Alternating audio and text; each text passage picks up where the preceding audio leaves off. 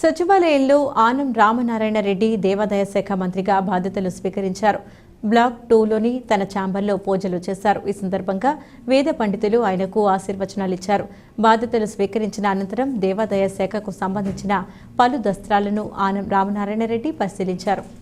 గత ప్రభుత్వంలో తిరుమల నుంచి అరసవల్లి వరకు భూములు అన్యక్రాంతమయ్యాయని మంత్రి ఆనం రామనారాయణ రెడ్డి ఆరోపించారు.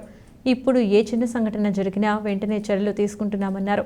ప్రజాగళం యువగళంలో వచ్చిన వినతులను పరిష్కరిస్తామని తెలిపారు. ఎన్నికల హామీల మేరకు 50,000 రూపాయలకు తక్కువ ఆదాయం ఉన్న దేవస్థానాలకు ధూపదీప నైవేద్యాలకు 10,000 రూపాయలు పెంచుతూ నిర్ణయం తీసుకున్నామన్నారు. దీనికి సంబంధించి దేవాదాయ శాఖపై 32 కోట్ల రూపాయలు అదనపు భారం పడుతుందని పేర్కొన్నారు. తప్పులు చేసిన వారిని వదిలేది లేదని మంత్రి హెచ్చరించారు. నెల్లూరు జిల్లాలో 2 ఆలయాల్లో తప్పులు జరిగినట్లు నిర్ధారించి 5 అధికారులను సస్పెండ్ చేశామన్నారు. వారిపై పూర్తి విచారణ జరుగుతోందని వివరించారు. కొన్ని దేవాలయాలను పునర్నిర్మించడానికి నిర్ణయించినట్లు పేర్కొన్నారు.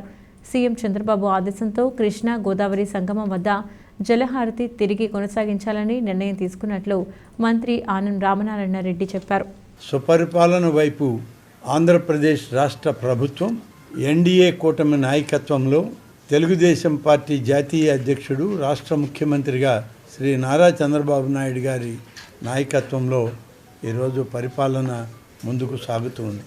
మేనిఫెస్టోలో ఇచ్చిన ప్రణాళికల మేరకు పనిచేస్తూ భక్తులకి అలాగే భగవంతుని యొక్క ఆస్తులకు రక్షకులుగా పనిచేయడానికి మేము ఎప్పుడు సంసిద్ధులుగా ఉంటామని చెప్పడం ఈరోజు నా మొదటి బాధ్యత, నా కర్తవ్యం. గత ప్రభుత్వ పాలనలో తిరుమల నుండి ఉత్తరాంధ్రలో ఉన్నటువంటి అరసవిల్లి వరకు దేవుడు ఆస్తులను కూడా వదలని పరిస్థితులు అనేకం మీడియాలో మీరే ప్రచురించారు, మీరే అందరికీ చెప్పడం కూడా జరిగింది. ప్రభుత్వం కూడా ఎప్పటికప్పుడు నివేదికలు తెప్పించుకోవాల్సిన అవసరం ఉన్నా గత ప్రభుత్వం నిర్లక్ష్యం చేసింది.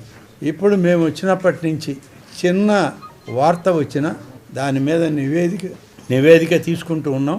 ఆ నివేదిక ఆధారంగా అధికారులను సరిచేసుకుంటూ పాలనను ముందుకు తీసుకుపోతూ ఉన్నాం. విడిపోయిన ఆంధ్రప్రదేశ్లో భద్రాచలం తెలంగాణ ప్రాంతానికి వెళ్ళాక మన ప్రాంతంలో శ్రీరామనవమి ఉత్సవాలకి రాముని యొక్క ఆశీస్సులు కావాలని చెప్పి ఆనాడు ఆలోచన చేసినటువంటి ముఖ్యమంత్రిగా చంద్రబాబు నాయుడు గారు కడప జిల్లాలో ఉన్నటువంటి ఒంటిమిట్ట ప్రాంతాన్ని ఎంపిక చేసి అది తిరుమల తిరుపతి దేవస్థానం యొక్క ఆలయాల అభివృద్ధిలోనే దీన్ని కూడా చేర్చి అభివృద్ధి చేయడం జరుగుతుంది. ఎక్కడైనా ఇంకా సరిచేయవలసినవి ఏమైనా ఉన్నా వాటన్నిటినీ కూడా సరిచేస్తూ పవిత్రతకి ఎలాంటి భంగం కలగకుండా వాటిని మరింత ముందుకు తీసుకువెళ్ళే కార్యక్రమం చేయడం జరుగుతుంది. కృష్ణా గోదావరి 2 నదీల మనం దగ్గర జరిగేటువంటి జలహారతులు నిత్యం జరిగేవి, వాటిని కొనసాగించాలి.